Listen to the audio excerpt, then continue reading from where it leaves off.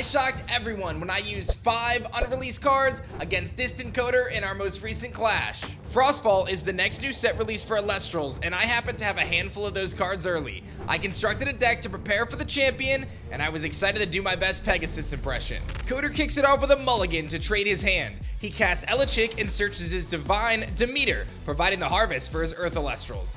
I cast a Sorlet into attack and get hit with the poison-tipped arrow. Sorlet goes down, and Coder casts his Rummagem to search Equalinks, the perfect pair for his Demeter. I respond with Resting on Your Laurels to take out my opponent's Elechick, and then I cast Aeolus, my own Divine, to search out Pegasus to start to pressure Coder's back row of 2 runes. Pegasus storms through a face-down Earthquake, and I cast my Island of Aeolia to buff my Pegasus, and then I take out his Rummagem. Coder responds swiftly with Equalinks and Demeter to threaten my back row, but I had a plan for this all along.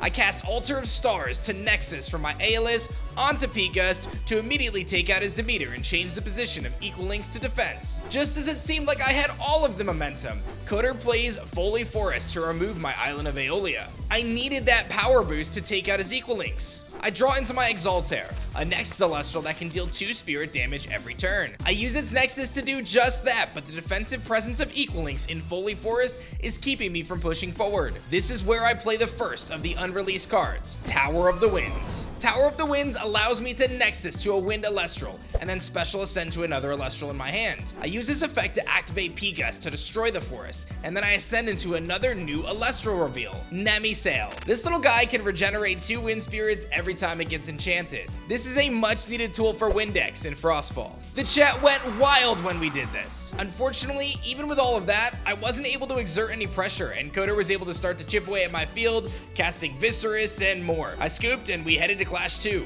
I go first, and I expend to draw and set 3 runes, forgoing casting an Elestral this turn. Coder casts Equalinks and Demeter and immediately uses its Nexus effect to target my rune, Chains of Prometheus, our 3rd unreleased card. This card can negate counter runes and will make a huge impact in Frostfall later this spring. He attacks with the Equalinks and I bounce it back to his hand with Shield of Achilles. I cast my Pegasus to take out his Demeter and try to slow down his Nexus plays, but he has Poison-tipped Arrow to destroy Pegasus quickly. Viscerus hits the field once again for Coder, and my response is to cast the 4th unreleased card, Galaxair. Galaxair is a new Wind Elestral that swaps attack and defense of any Elestral on the field. This allows me to swap Viscerus' stats and take it out. Galaxair does it again on the following turn, swapping Tectora's stats and taking that out too. This flying whale is putting on a clinic. A few turns back and forth have us both in a tie, and this is when I decide it's now or never. I cast Ambrosia to recover a few spirits and get back in the lead. Then I cast Aeolus to search my Wind Elestrals,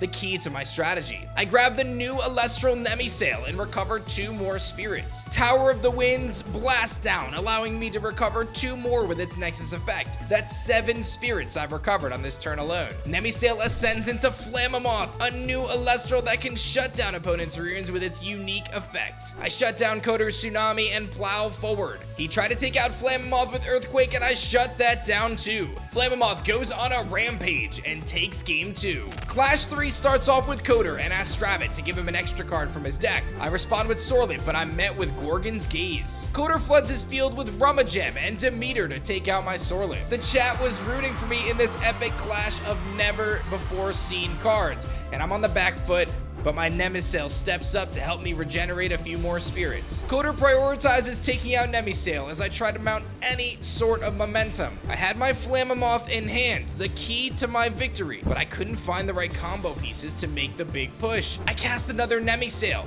to slowly climb back, but Coder continues to bring the offensive. At this point, I realized my best chance to win this clash was to get Coder low enough that Aeolus could win with the pair of Exaltair to burn him for the final 2 spirits. I go to execute this plan, but I fall just a little bit short as Coder wins 3-0.